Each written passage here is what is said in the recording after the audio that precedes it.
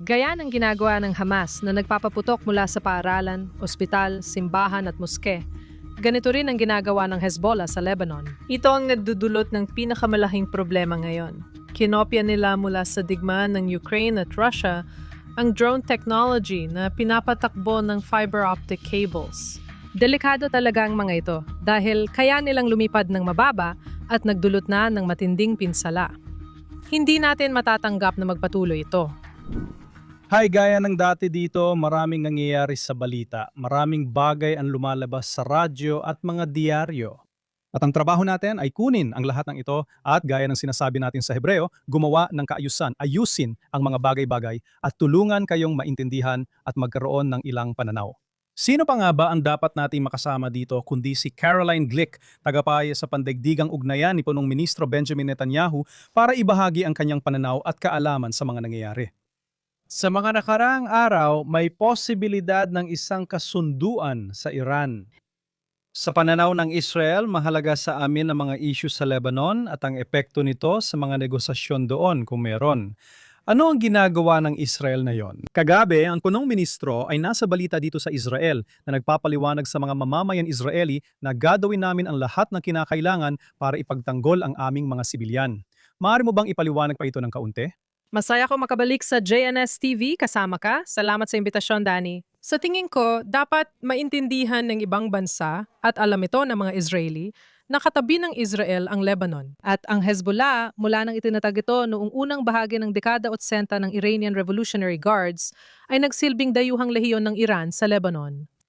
At sa nahalipas na 40 taon, unti-unti nilang kinontrol na higit pa ang bansa ng Lebanon. Hanggang sa dumating sa punto na simula noong 2007-2008, matapos nilang patayin ang punong ministro na si Rafik Hariri noong 2005, halos tuluyan na nilang kinamkam ang Lebanon. Mayroon silang mga ministro na nasa gabinete at napakalaki ng kontrol na kanilang ginagamit dahil bilang isang Iranianong organisasyong militar sa Lebanon, mas makapangyarihan pa sila kaysa sa sandatahang lakas ng Lebanon. Kaya ganyan ang sitwasyon at ganyan ang kalagayan sa Lebanon, sa kasamaang palad, sa loob ng halos 20 taon.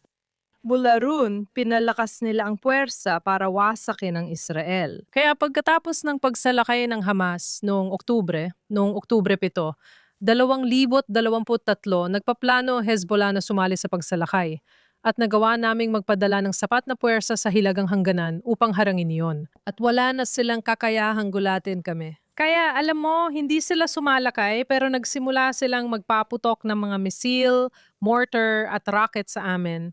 Pati na rin ng mga drone simula pa lang ng digmaan. At naging katuwang sila ng Hamas at ginawang dalawang prente ang digmaan. Kahit na ang pangunahing labanan ay nasa timog sa Gaza mula pa sa simula. At ang nakikikita natin ngayon ay palagi silang kumikilos bilang dayuhang lehiyon ng Iran. Sila talaga ang pinakamahalagang punto ng estratehiya ng Iran para sa paghahari sa gitnang silangan. Dapat maintindihan ng mga tao na hindi lang ito laban sa Israel. Nagsilbi rin sila sa rehimeng Syria ni Assad laban sa mga tao roon. Sa totoo lang, pwede tayong bumalik sandali bago pumunta sa kasalukuyan. Kaya anong ginawa ng Israel noong 2000 at noong Setyembre ng 2024 ng sa wakas ay nagawa naming harapin ang Hezbollah. Nagkaroon kayo ng Beeper Operation at asasinasyon kay Hassan Nasrallah. Lagi sinasabi ng punong ministro, alam mo, nakatanggap siya ng ulat mula sa intelihensya na noong nabasa niya ito, napagtanto niyang si Hassan Nasrallah pala ang pinakamakabuluhang estratehikong tao sa Iran. Na sina Khamenei at ang pinuno ng IRGC, ang Revolutionary Guard Corps, ay talagang sunod-sunuran kay Hassan Nasrallah. Sa diwa na siya ang may estratehikong bisyon para sa digmaan ng Iran laban sa Israel. Pero mula rin sa pananaw ng Hamas, pananaw ng Houthi, at malinaw na mula sa Lebanon at iba pa. Kaya nung tinarget siya ng Israel at nung nagawa naming wasakin ang estruktura ng Hezbollah, ang estruktura ng kanilang pamunuan. Sa Beeper operations at pambobomba sa missile installations, napababa namin mula 150,000 ang missiles na nakatutok sa Israel sa maliit na bahagi na lang ng bilang na iyon. Bagaman may natitira pa rin silang arsenal na pinapaputok. Pero sa totoo lang, halos winasak namin ang kanilang mga puwersa. At iyon talagang naging dahilan ng pagbagsak ng rehime ni Assad. Dahil gaya ng sinabi mo, ang pangunahing puwersang nagpoprotekta kay Assad at sa kanyang Ba'athist na rehimen sa loob ng mga taon ng digmaang sibil sa Syria, kung saan halos nilipol niya ang populasyong Sunni ng Syria, ay ang Hezbollah. Hindi ito ang hukbong Syrian. Lumabas kalauna na ang hukbong Syrian ay isa na lang hungkag na balangkas. Kaya pagkatapos naming wasakin ng Hezbollah sa Lebanon, naiiwan siyang walang proteksyon dahil doon. Kaya na mangyari yon, nagawa ng mga puwersang nagpatasik sa kanyang rehimen na gawin yon ng halos walang laban dahil wala siyang sandatahang lakas para protektahan siya.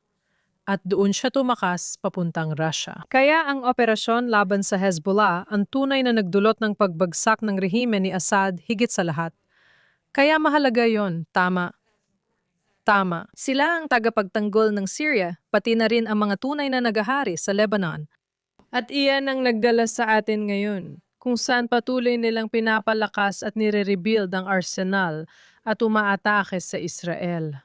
Kinailangan namin kumilos ng malawakan dahil binobomba ang mga komunidad sa Hilaga. Sinakop namin ang Yellow Zone bilang proteksyon sa aming komunidad at hangganan para mapanatiling ligtas ang mga ito. At sa totoo lang, ang nakaiba sa kasalukuyang sitwasyon sa Lebanon kumpara noong Oktubre 7 ay masyado kaming nalagay sa panganib kaya hindi kami makaramdam ng kapanatagan. Pinoprotektahan ang mga mamamayan ng Israel na nakatira sa mga komunidad sa hangganan sa lungsod ng Kiryat Shmona, sa Metula at lahat ng mga pamayanang magsasaka sa paligid ng hangganan. Kaya inilikas namin sila at naging mga bakwit sa loob ng sariling ban sa halos 2 taon. At pagkatapos ay bumalik sila. Kaya ang pagkakaiba ngayon ay hindi na namin inilikas ang aming mga sibilyan. Nanatili sila sa kanilang mga tahanan. Wala kaming pinapaalis na kahit sino.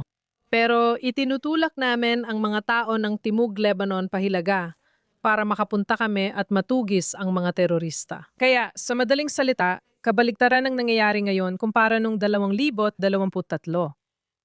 Para malaman ng lahat na hindi lang ito imbento, natuklasan din namin gaya sa Gaza, ang infrastruktura at mga tunnel sa ilalim ng lupa na ginagawa nila bukod sa pagpapaputok nila sa amin.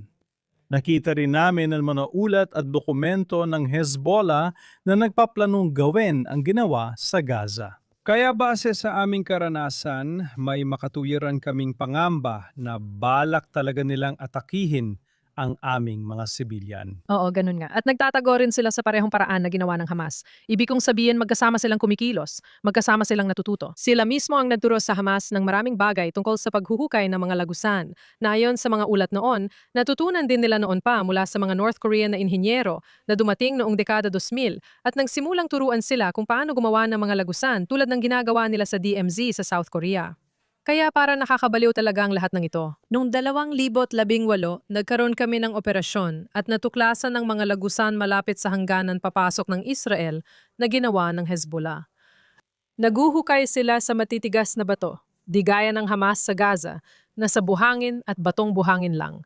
Kaya mas mahirap ito. At makikita mo dito, alam mo, maraming mga video na ipinakita ng IDF na napapakita kung nasaan sila. Katulad ng Hamas, nagtatago rin sila sa mga ospital at gumagamit ng mga ambulansya para ilipat ang kanilang tropa. Ginagamit nila ang Mga bahay ng sibilyan.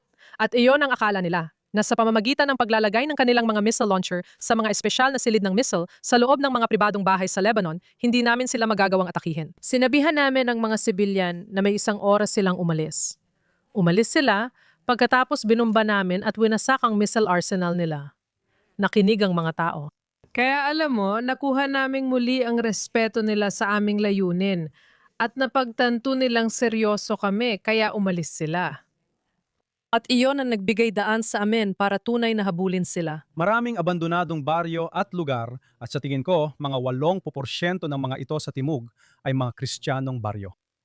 Hindi naman sila ina-evacuate. Hindi sila ina-evacuate pero kinukuha na ng Hezbollah ang mga lugar malapit sa kanila, pati simbahan. Wala silang pinipiling gawin. Alam mo, nakatanggap kami ng mga batikos at sa isang banda, may dahilan naman dahil sa ilang mga insidente ng vandalismo na ginawa ng mga puwersa ng IDF sa 2 magkahiwalay na pagkakataon sa mga Kristiyanong lugar. Hindi alam ng karamihan pero regular na ginagamit ng Hezbollah ang mga lugar na ito. Kaya nung nakaraang linggo, isa sa mga sundalong napatay, 11 na ang mga sundalong napatay mula nang ipatupad ang tinatawag na tigil putukan, ilang buwan na ang nakalipas. Pinatay nila ang isa sa aming mga sundalo, si Kapitan, o ngayon ay Major Itamar Sapir, mula sa loob ng isang simbahan at nasugatan din ng 2 pa niyang mga sundalo. Kaya alam mo, ito ay isang bagay na kailangan maintindihan ng mga tao na alam mo, ang dahilan kung bakit may mga puwersa ng IDF na nag-operate malapit sa mga monasteryo, simbahan at iba pang kristyanong pasilidad ay dahil sinakop na ng Hezbollah ang mga kristyanong pasilidad na ito. At nagpapaputok sila sa ating mga puwersa mula sa loob ng mga kristyanong institusyong ito. Iyan ang nangyari sa ating mga sundalo nung nakaraang linggo. Kaya alam mo, kailangan mo maintindihan katulad ng ginagawa ng Hamas na nagpapaputok sa atin mula sa mga paaralan, ospital, simbahan at moske. Ganon din ang ginagawa ng Hezbollah sa Lebanon. At dito talaga pumapasok ang pinakamalaking problema ang kinakaharap natin ngayon. Na kung saan nakabuo sila o kinopya nila mula sa digmaan ng Ukraine at Russia. Ang teknolohiya ng drone na kinokontrol sa pamamagitan ng fiber optic cables. Kaya, sa madaling salita, meron na sila nito. May nakakabit silang kamera sa mga fiber optic cables na ito. Hindi nila kailangan maging online dahil parang linya lang ito ng telepono. Kaya hindi mo kailangan ng anumang signal na lumalabas. Nakakabit lang talaga ito. At mayroon silang mga cable na ito, mga fiber optic cable na 10 kilometro ang haba. At maari mo silang bilhin, alam mo, sa AliExpress o saan man. Pwede mo talaga silang bilhin. Ikinakabit nila ito sa mga drone na mabibili rin online. At pagkatapos, ikinakabit nila ang mga RPG dito para magamit nila. Parang isang napakatalinong bomba dahil ang operator, ang teroristang Hezbollah na nasa likod, nakikita niya ang lahat. Parang nakaupo siya mismo sa drone dahil nakikita niya sa screen niya ang kuha ng kamerang nakakabit dito. Delikado ang mga ito dahil kaya nilang lumipad ng mababa. At nagdulot sila ng matinding pinsala sa Ukraine. Pinapanood ko ang mga video tungkol dito ilang linggo nang nakalipas sa YouTube. At kung hahanapin mo lang ang Ukraine fiber optic drones, makikita mo na may mga lugar doon na hindi na tinitirhan ng mga tao. Alam mo, 20-30 kilometro ang haba at lapad at punong-puno lang sila ng fiber optic cables. Parang maes sa isang taniman ng maes. At nakakatakot talaga kasi, syempre, hindi pwedeng mangyari yon dito sa Israel. Alam mo yon, 40 kilometro lang at nasa Haifa ka na. Kaya malino na hindi lang ito para sa mga sundalo. Marami na silang napatay at nasugat ang sundalo natin. Ngayong linggo lang, nagawa nilang butasin ng isang APC gamit ang RPG. Isang sundalo ang napatay at yung isa naputulan ng parehong binti.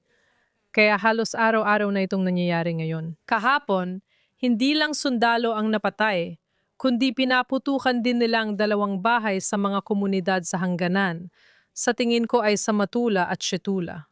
Alam mo, tina-target at ginagamit na nila ang mga sibilyan. At nagtatrabaho kami, syempre, araw at gabi, para subukan makahanap ng solusyon dito at maintindihan ang panganib.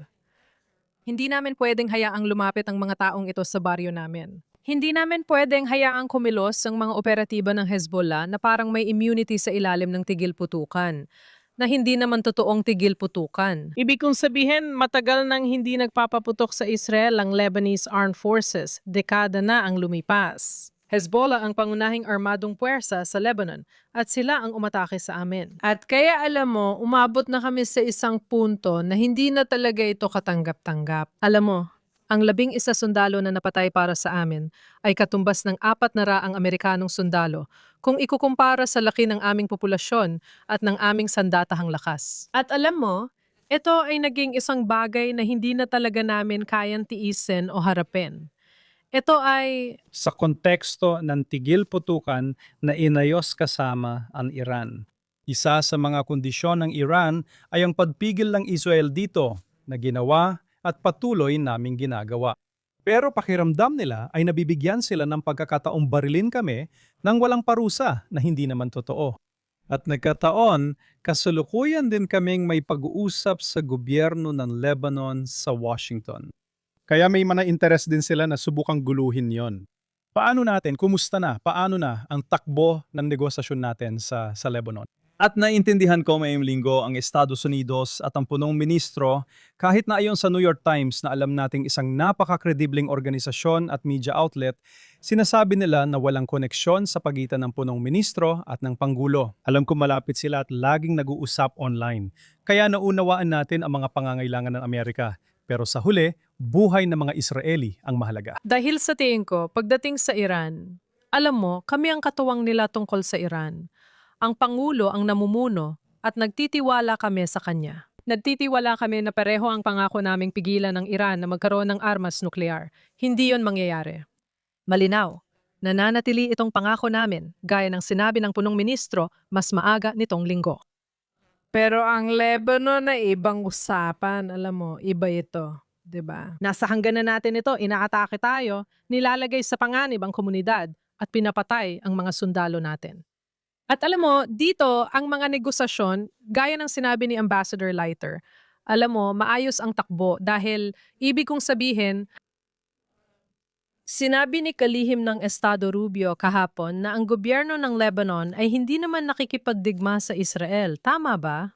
Hindi nagdidigma ng Lebanon at Israel, pero parang kolonya na ng Iran ng Lebanon dahil walang boses sa mga tao sa pag-atake ng Hezbollah dahil sa lakas nila. At kaya alam mo, kung gusto mong magkaroon ng kapayapaan sa Lebanon, alam mo, pwede nating pag-usapan yan. Pero may kailangang mangyari muna. At iyon ay kailangang wasakin ang Hezbollah. At hindi natin pwedeng hayaang magkaroon ng ganitong mga banta, mga nakaambang panganib, at lumalaking banta sa ating pambansang seguridad mula sa Hezbollah. Kaya iyon ang talagang mahalaga sa amin. At may isa pang punto dito na, alam mo, hindi pwedeng magkaroon ng sitwasyon na sa isang banda, sinasabi mong ang lehitimong katawan sa Lebanon ay ang gobyerno ng Lebanon at sila ang dapat managot sa kanilang teritoryo. At sa kabilang banda, pumapayag ka sa kahit anong paraan na ang Iran ang magdidikta ng mga nangyayari sa Lebanon. Na kung hihilingin nila ang tigil putukan na papayagang manatili ang Hezbollah sa pwesto, tatanggapin yon. Ibig sabihin, hindi mo iniisip na ang gobyerno ng Lebanon ang responsabale. Ang sinasabi mo ba, sa totoo lang, tinatanggap mo na, alam mo, kontrolado ng Iran ang Lebanon, na sinakop na ng Iran ang Lebanon. At ang kanilang paraan ng pagpapanatili ng kaayusan at kontrol sa Lebanon ay ang kanilang Foreign Legion, ang Hezbollah sa Lebanon. At ang dalawang bagay na iyon. Magkasalungat sila, hindi pwedeng magsabay. Maaari kang maging bansa o kolonya ng Iran, pero hindi parehong sabay. Hindi papayagan ng Israel ang ganitong kolonya ng Iran. Alam mo, wag mong kalimutan, sa simula pa lang ng digmaan, ito ay isang digmaan ng Iran, palaging digmaan ng Iran laban sa amin. Sila, ang Hezbollah, Hamas, ang mga Houthis, ang rehimen ni Assad, ang Shiite militia sa Iraq, na sila rin ay nagpapaputok sa amin noong simula ng digmaan. Lahat ng mga ito, pati na rin ng Iran mismo, sila ay mga extension sa isang paraan o iba pa ng rehimen ng Iran. At sinabi ng punong ministro na ang singsing ng apoy na ito na pinalibot sa amin ng Iran ay mawawasak at ito ay mawawasak pa isa-isang galamay. At hindi namin matatanggap na magpapatuloy itong umiral. Kaya sa tingin ko, hindi natin ito matatanggap mula sa isang estratehikong pananaw at malinaw, na hindi rin natin ito matatanggap mula sa isang militar na pananaw. At doon talaga tayo naroon ngayon. At sa tingin ko, mahalagang maintindihan ng inyong mga manonood. Gaya ng sinabi ng punong ministro kahapon, hindi natin ito papayagan. Nakikipagdigma sa atin ang Hezbollah. Tatalunin natin sila. Ganun lang dapat.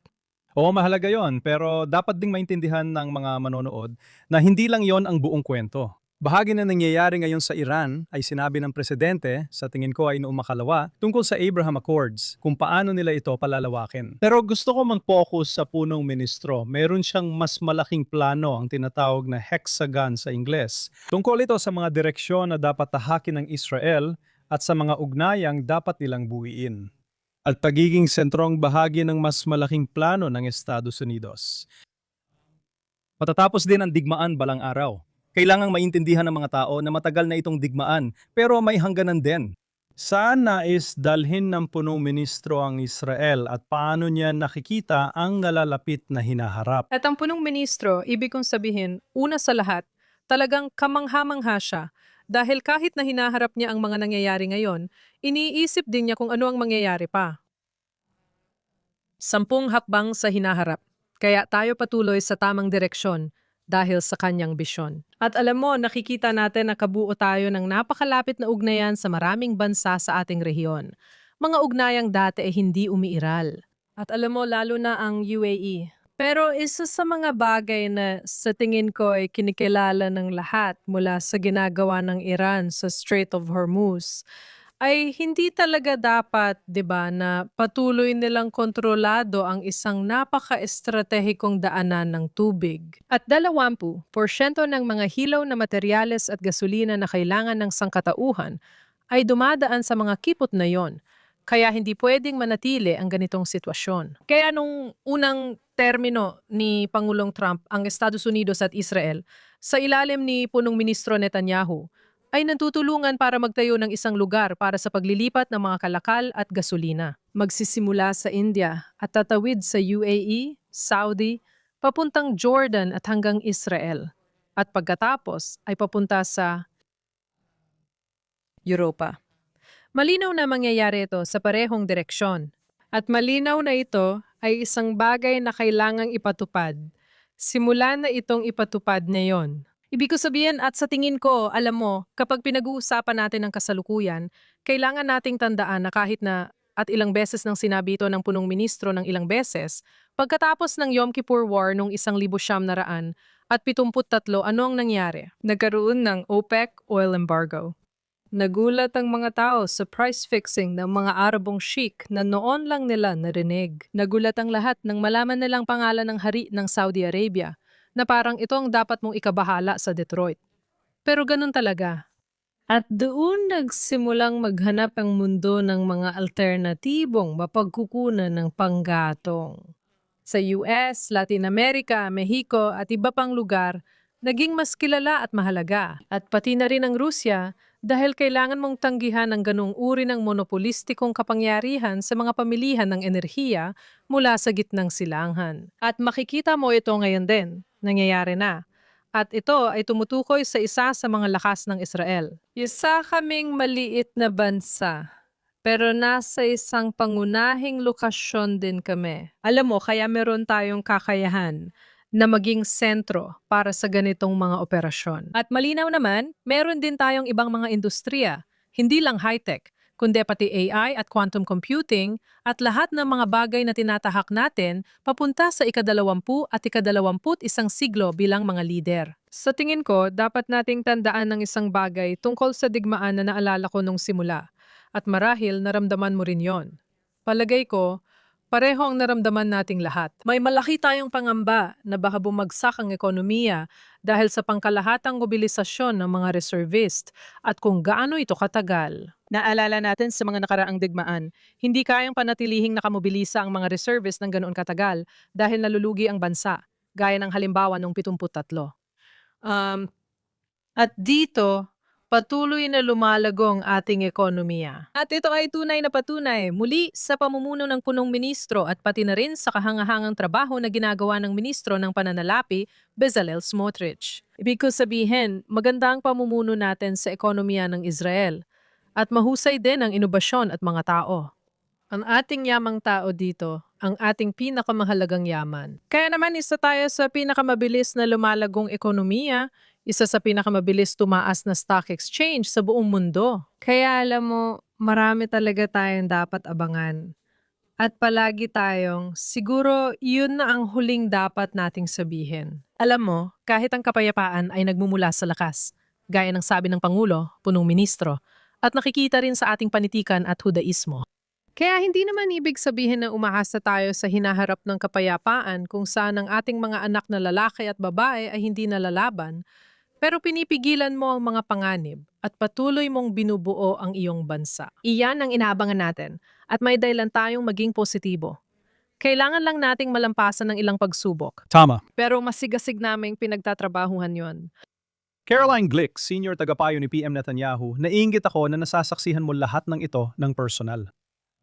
Iparating mo ang aking pagbatis sa kanya, sigurado ako. Seryoso ako. Isang pambihirang pribilehyo ito. Kailangan kong aminin. Alam ko, pakisabi sa kanya sa ngalan ng lahat ng nanonood na suportado namin siya at hangad namin ang pinakamahusay para sa mga tao ng Israel at sa buong mundo dahil ito ay laban para sa sangkatauhan. Salamat sa pagdalo mo dito sa amin. Alam kong kailangan mo nang bumalik dahil marami ka pang seryosong gawain na kailangang tapusin. Salamat sa pagsama mo sa amin ngayon. Oo, seryoso rin ito. At nagpapasalamat ako na inimbitahan mo ako ngayon. Salamat. Ingat ka. Maraming salamat sa inyong lahat sa panonood sa amin at makakasama niyo ulit kami. Maraming salamat mula sa JNS TV Studios dito sa Jerusalem, Israel.